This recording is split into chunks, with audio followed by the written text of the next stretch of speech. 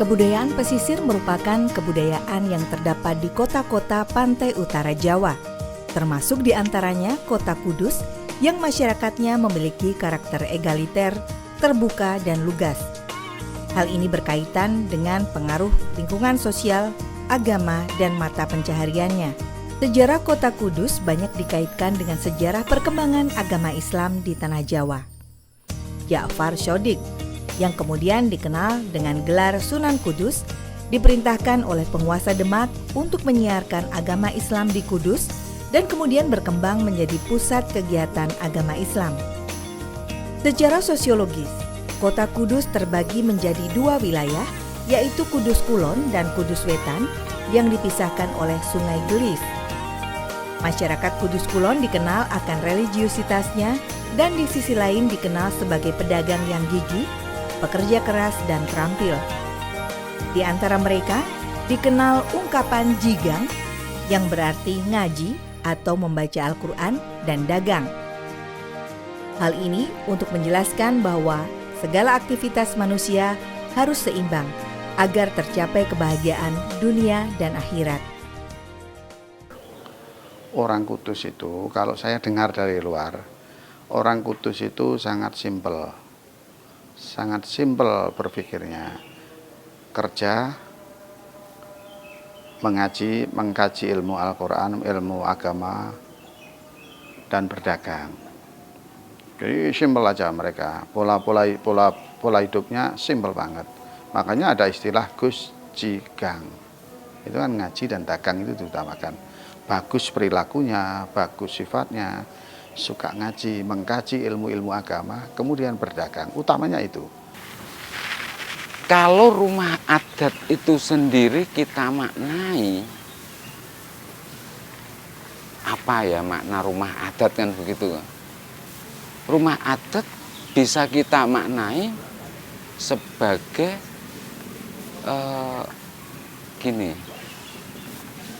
strata sosial ekonomi pemilik. Karena tidak semua memiliki strata sosial ekonomi pemilik. Pada masa kejayaan Rumah Adat Kudus, bahwa kehidupan masyarakat Kudus telah maju dan bercorak agamis. Ini terbukti semboyan pada waktu itu yang ditanamkan oleh Kanjeng Sunan Kudus, bahwa masyarakat Kudus adalah dengan semboyan Gus Jigang, artinya bagus perilakunya, perbuatannya, cara berpakaian, sopan santunnya, kemudian ngaji, berguru, dan melaksanakan ibadah dengan tekun. Gang itu dari kata dagang, dari masyarakat Kudus, pekerjaannya berdagang dari Kudus sampai ke luar kota. Dulunya itu terbagi menjadi dua, masyarakat Kudus Kulon dan Kudus Wetan. Terus sejak zaman dulu, kalau yang Kudus Wetan banyak yang menjadi pegawai atau karyawan, yang Kudus Kulon itu banyak menjadi wira swastawan. Menjelajahi sisi keunikan suatu daerah merupakan hal yang menarik untuk dilakukan, karena mengandung unsur-unsur dinamika yang berkembang di dalam masyarakatnya.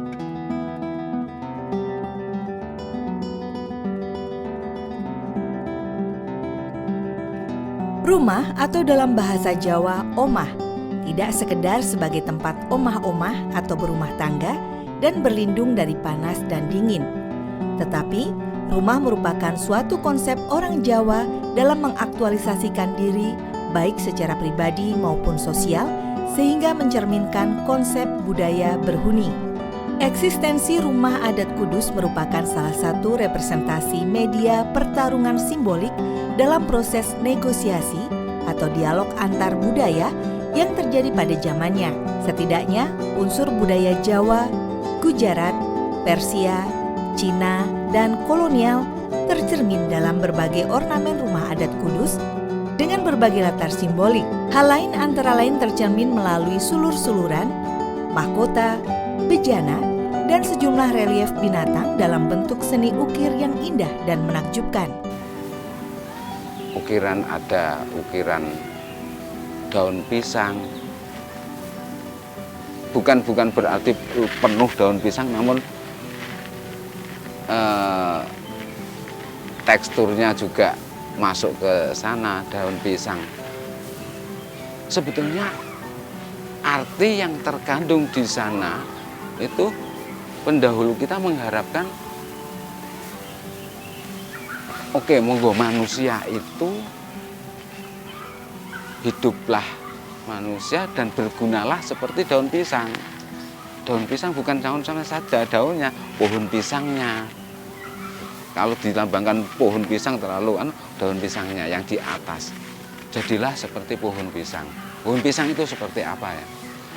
Pohon pisang itu tidak akan mati sebelum berbuah, Mas.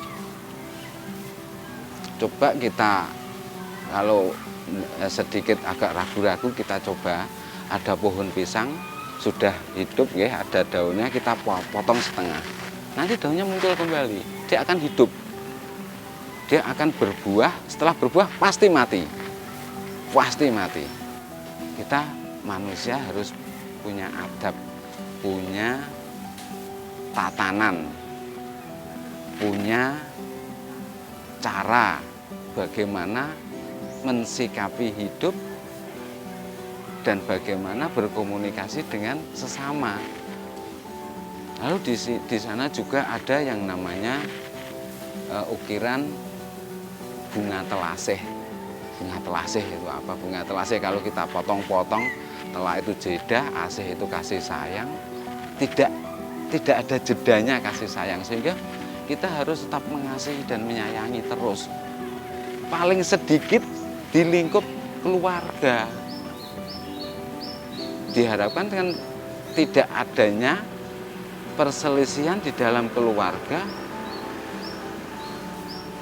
Nah, di situ dilambangkan keukiran bunga telasih. Jangan ada jeda kasih sayang. Kalau naga itu, naga kita pahami bahwa naga itu bagaimana. Naga itu untuk yang biasa pakai sio, pakai itu, naga itu lambang kejayaan, lambang kebesaran, lambang keberhasilan dan sebagainya. Nah, di situ kita tafsirkan banyak anak. Makanya dulu itu di Kudus paling banyak anak, Mas, sebetulnya.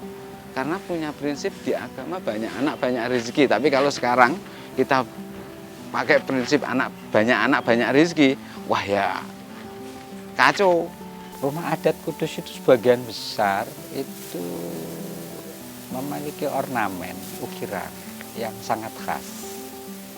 Dan ada 3 aliran besar dalam ornamen rumah Kudus, yaitu aliran Rogomoyo, Rogojati, dan Rogojoyo. Ya, jadi itu 3 pendekar seni ukir rumah adat Kudus, Rogomoyo, Rogojati, dan Rogojoyo. Bahwa setiap ukiran itu mengandung makna filosofis sebagai kearifan lokal yang punya dimensi universum. Karena nilai-nilai itu ternyata dicintai, dikenal di semua peradaban masyarakat di seluruh dunia. Satu contoh misalnya bunga. Sokrates mengatakan, katakanlah kecintaan itu dengan bunga. Jadi bunga itu sumber keindahan. Mengapa rumah harus dihias dengan bunga? Karena baiti jannati, rumahku surgaku. Sehingga orang itu kerasan di rumah. Bahkan rumah adat Kudus itu ukirannya dicipta, dibuat dengan pendekatan antroposintesis. Ya, itu yang istilah itu disampaikan oleh Profesor Dr. Supardi Suparlan, seorang antropolog seni yang pernah melakukan penelitian di sini. Ciri khas itu joglo sama gebyok letter U-nya, Mas. Sama kerennya, itu beda sama sekali. Dengan rumah adat manapun itu beda sekali, Mas. Bedanya yaitu di motifnya, di ukirannya, di bentuk bunga-bunganya itu beda sekali, Mas. Makanya dikatakan rumah adat Kudus itu kan satu paket ya, Mas. Beda dengan rumah kudusan sama rumah adat Kudus kan beda, Mas. Kalau rumah kudusan itu cuma joglo tengah, dindingnya dinding papan tok Mas, tidak pakai letter U, tidak kayak di museum tadi loh. Pakai U, pakai kerai di depan itu tidak pakai. Jadi cuma rumah sama joglo sama nani dindingnya. Tidak ada trap-trapnya gitu. Kalau di Kudus kan rumah adat gitu kayak gitu Mas, bedanya kan. Keberadaan rumah adat Kudus tak lepas dari sejarah seni ukir sejak masuknya seorang imigran dari Cina yang bernama Te Lingsing yang tiba di Jawa sekitar abad ke-15. Beliau menekuni keahliannya sebagai ahli seni ukir dan karena corak seni ukirnya yang khas dan memiliki karakter, maka aliran seni ukirnya populer dengan sebutan ukir Sungging yang terkenal halus dan indah. Itu tidak bisa lepas dari perjalanan Laksamana Cheng Ho yang dalam historis Jawa disebut Sampoko. Ada yang mengenal dengan nama Dampuawang, ya, Cheng Ho. Cheng Ho itu beberapa kali masuk ke Jawa, menghibah untuk menjalin hubungan kebudayaan, ekonomi, dan politik dengan raja-raja Jawa. Pasca runtuhnya Majapahit, Cheng Ho masuk juga. Dan dulu Muria ini pantai, Gunung Muria itu pantai. Cheng Ho mendarat di Kali Gelis ini. Jadi di sini dulu bagian dari Kali Gelis. Dan itu alirannya sampai ke Laut Jawa. Nah, dia dalam wibahnya yang terakhir ke Kudus membawa seorang seniman ukir namanya Tio Liangse yang kemudian menetap di desa Sunggingan. Ada yang mengatakan itu dari kata Sunggingan, ukir, tempat kerajinan ukir. Ada yang mengatakan dari rumahnya Sun Gin An, nama dari kerabat Tio Liangse. Nah, di dalam pergaulannya dengan santri-santrinya Sunan Kudus, itu terjadilah pertukaran pengetahuan. Pengikut Tio Liangse belajar agama dalam konteks pengetahuan. Ya, dalam konteks pengetahuan. Bukan ingin menjadi pengikut, bukan. Sementara santri-santrinya Sunan Kudus belajar seni sungging, mengukir. Rumah adat ini rata-rata adalah warisan dari ayah atau ibu atau kakek atau bahkan sebelum kakek, ya, mungkin dari cangga sampai buyut dan lain sebagainya. Karena sekarang tidak membuat lagi rumah adat yang semegah ini, sehingga bisa juga dihuni oleh anggota keluarga yang jumlahnya relatif besar daripada rumah penduduk yang lain yang bukan termasuk rumah adat Kudus. Berbagai perbedaan tata ruang dan juga tampilan ornamen dalam setiap rumah adat memiliki kekayaan warisan budaya kuno yang patut untuk diserap nilai-nilai kearifannya. Demikian halnya yang terjadi pada rumah adat Kudus yang semakin hari semakin langka, juga memiliki keunikan yang khas pada zamannya, sehingga nilai-nilai yang terserap dan terkandung di dalamnya layak untuk diaktualisasikan dalam konteks kekinian.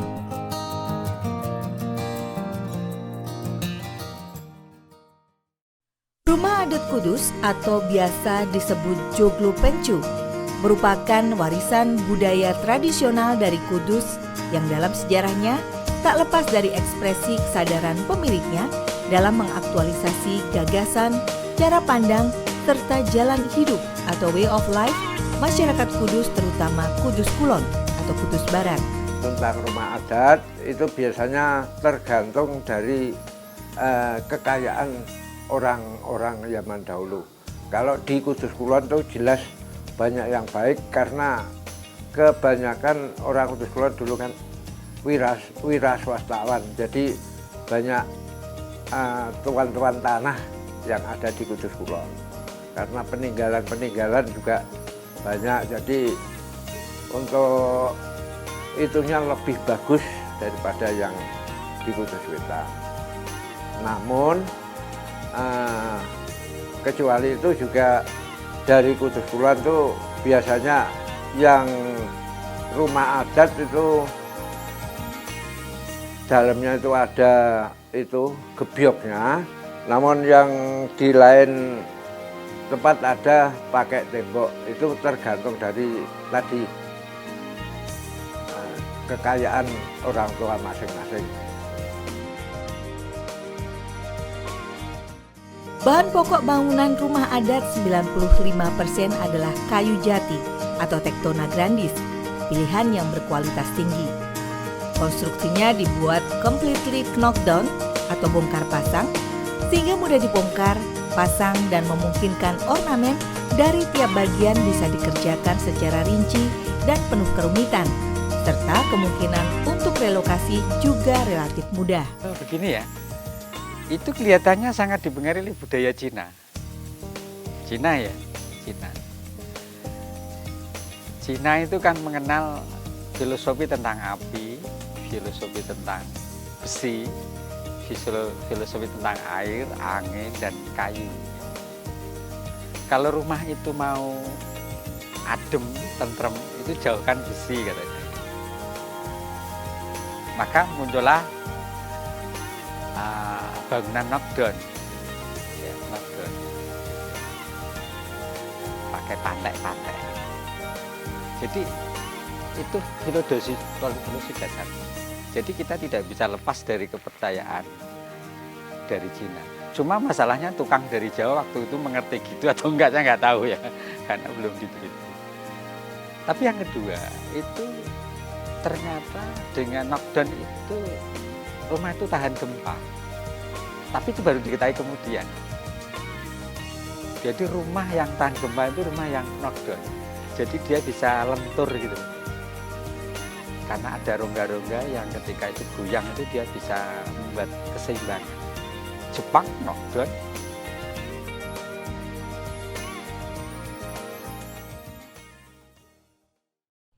Dilihat dari segi fisiknya, terdapat 3 kategori rumah adat di daerah Kudus, yaitu rumah adat biasa, yaitu muncul tanpa ukiran, namun penonjolan bahan dari kayu jati terpilih sangat dominan.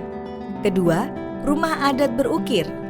Sebagian pemiliknya sudah sedikit memberikan sentuhan ukir pada beberapa sudut tertentu saja, misalnya pada tiang, pintu, atau pada sebagian kebyoknya.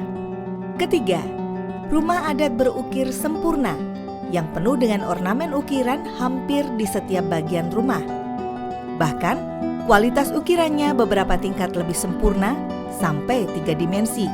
Kemunculan berbagai tipe rumah adat tersebut tak lepas dari kemampuan finansial bagi pemiliknya. Karena semakin menonjol ornamen ukirannya, tentu memiliki nilai lebih tinggi, baik secara artistik maupun harganya. Jadi yang pertama, murid Tiliangsing angkatan pertama itu yang paling menonjol Rogomoyo. Yang membuat rumah, Maya itu kan ide, sesuatu yang abstrak. Jadi dia membuat rumah itu dengan cara menuangkan ide-idenya. Jadi rumah sebagai refleksi dari ide-ide yang diragakan. Makanya muncul Rogomoyo, jadikan nama dia. Tapi nama aslinya kita nggak tahu. Rogomoyo. Jadi pendekar seni rumah Kudus yang membangun rumah sebagai refleksi dari ide-ide besarnya. Nah, itulah yang kemudian ya serap dari budaya Cina. Maka di ukiran ini ada jejak budaya Cina, kemudian Islam, Hindu. Ya, Jawa tempo dulu ya identik dengan Hindu dan Buddha. Itu ya. Lalu berkembang lagi sepeninggalan Rogomoyo disempurnakan oleh muridnya yang namanya Rogojati. Rogojati itu rumah harus merefleksikan omah itu untuk apa sih sejatinya? Sejatinya itu untuk apa? Maka muncullah omah itu katanya dari kata om, dewa angkasa, langit, dan mah itu lemah. Jadi lemah itu merupakan refleksi di mana orang bernaung dari panasnya awan matahari dan tempat berpijak dari bumi. Maka muncullah istilah omah gitu. Dari om dan lemah. Jadi omah itu jadi dirinya adalah tempat berlindung. Nah ini antroposentrisnya di situ. Kata Prof. Suparti Suparlan. Omah itu jelas konsep antroposentris. Orang-orang dulu buat rumahnya di gua. Nah, yang kedua dengan kebudayaannya dia memanfaatkan bahan-bahan di sekeliling. Jadi Rogojati lebih mempertegas konsep rumah sebagai tempat bernaung, berlindung. Gitu. Tetapi di dalam ide Rogomoyo, rumah bukan sekedar tempat berlindung katanya. Maka rumah adat itu dulu dibuat juga bisa menjadi mahar apa mas kawin ya. Nah, makanya ada soko satu di depan lawang Bopo Biyung itu sebenarnya simbol dari asal usul rumah. Apakah itu pemberian, apakah itu jadi mahar. Nah, kemudian dengan berjalannya waktu Rogojati tidak ada, muncul Rogojoyo. Nah, Rogojoyo ini pas kebetulan Kudus berkembang sebagai daerah kewirausahaan sekitar abad 18-19. Orang Kudus Kulon dulu kalau mau mencari menantu, katanya ini dari Bidaya Tutur Tinular, dia itu santri dari mana dan punya usaha wira swasta apa. Nah, karena dia nggak mau pro dengan Belanda, maka harus mandiri secara ekonomi. Kebetulan sigaret kretek itu menjadi usaha yang dikembangkan sama tenun waktu itu. Berkembanglah ekonomi. Nah, konsep Rogojoyo, rumah itu merupakan simbol dari keberhasilan ekonomi, kejayaan ekonomi. Makanya rumah-rumah yang motifnya Rogojoyo itu ukurannya rumit, indah, besar gitu, menyimbolkan keberhasilan tingkat ekonomi dengan kayu-kayu yang pilihan.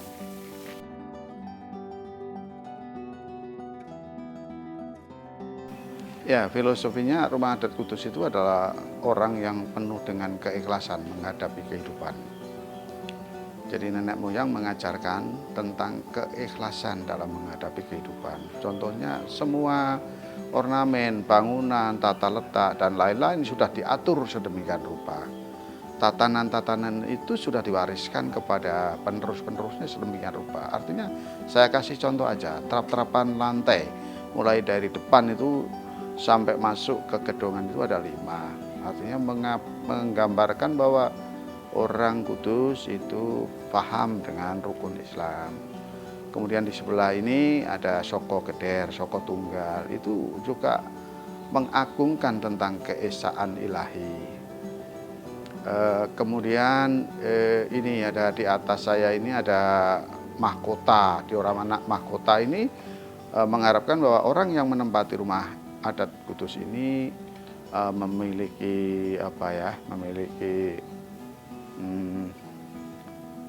kesempurnaan hidup, dapat mengangkat derajat hidupnya, ketentraman hidupnya, kan gitu. Kemudian kalau kita masuk ke gedongan ada tumpang sari, di situ juga salah satu tumpang sari yang kedua itu ada ornamen motif yang lowo gumantung. Jadi kelelawar yang menggantung itu memberikan ajaran pada muridnya bahwa manusia itu tetap bergantung pada ilahi. Gumantung karo sing gawe urip. Jadi manusia tidak mungkin bisa lepas dari kekuasaan Tuhannya gitu. Jadi ajaran-ajaran itu memang sudah diterapkan. Kenapa menghadap ke selatan? Ke selatan karena orang Kudus itu rajanya itu di selatan. Demak, Pajang, Mataram itu kan berada di selatan. Artinya sudah diajarkan oleh Sunan Kudus dan para penerusnya bahwa sebagai masyarakat, sebagai kawula itu wajib hukumnya untuk mengabdi dan patuh kepada atasannya. Joglo merupakan kerangka bangunan utama dari rumah adat Kudus, terdiri dari soko guru berupa 4 tiang utama dengan pengeret yang biasanya terdiri dari tumpang songo, tumpang pitu, atau tumpang 3 di atasnya. Gebyok merupakan pembatas atau penyekat antara ruang tamu, jogo satru dengan ruang keluarga. Gapura merupakan bagian dari gebyok yang berupa pintu masuk. Pada gapura tersebut terdapat daun pintu dengan kayu jati dengan hiasan penarik atau gagang pintu yang terbuat dari kuningan, berfungsi sebagai bel ketika pintu rumah dalam keadaan tertutup dengan memukulkan lingkaran kuning tersebut ke penggantungnya. Bagian atas rumah adat Kudus merupakan paling menonjol di antara bagian-bagian yang lain.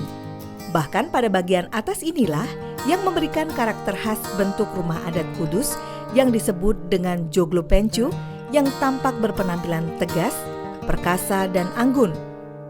Pakiwan dalam konteks rumah adat Kudus ini posisinya selalu di luar depan rumah sebelah kiri sejajar dengan pawon atau dapur. Dalam hal ini, pakiwan adalah sumur, kamar mandi, toilet, dan padasan.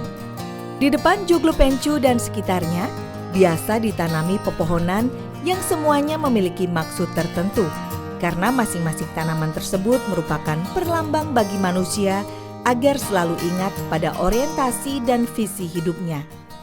Nah, kalau saya rumah adat yang ada di Kudus, itu ciri khasnya pasti pencung. Di atas ada gendengnya. Gendeng yang ada istilah celale gajah yang madhab ke bawah. Kalau saya, walaupun di dunia ini itu kaya dan sakti dan sebagainya, dia sombong dan sebagainya, tapi kalau sudah di atas di hadapan Tuhan harus kecil, tidak ada artinya sama sekali. Kalau saya mengartikan bentuk rumah adat itu begitu. Kalau saya ini masalahnya apa? Dia mesti dari bawah itu besar merucut ke atas sampai menjulang tinggi. Di atas itu tidak ada semacam gendeng yang bentuk celale gajah untuk tunduk. Dia akan tunduk pada Tuhan dan tidak ada arti nilai dia kesombongannya akan hilang, tidak ada apa-apanya lah di hadapan Tuhan. Tapi kalau di dunia maya gini dia akan sombong dan sebagainya, itu boleh-boleh saja, tapi harus ingat di hadapan Tuhan itu tidak ada apa-apanya lah, kecil, dan tidak berarti kesombongannya di dunia itu di hadapan Tuhan bisa menandingi. Hanya itu. Perawatan terhadap rumah kuno semacam rumah adat Kudus tidaklah mudah. Karenanya, para pemilik dan penghuninya juga melakukan berbagai uji coba hingga akhirnya menemukan formula perawatan yang khas berbasis pengetahuan lokal atau local knowledge dan juga tak lepas dari bahan baku yang mudah didapat karena memang barang-barang tersebut juga bisa ditemukan di daerah setempat. Rentetan peristiwa dalam kesejarahan masyarakat Kudus Kulon membawa perkembangan perubahan dalam kebudayaan masyarakat Kudus. Akulturasi dari berbagai kebudayaan mewarnai kebudayaan Kudus sampai saat ini. Perkembangan dari masa ke masa tersebut tercermin pada perkembangan artefaknya, yakni rumah tradisional Kudus. Suatu kebudayaan yang bentuknya tercermin dalam arsitektur akan selalu berubah atau berkembang.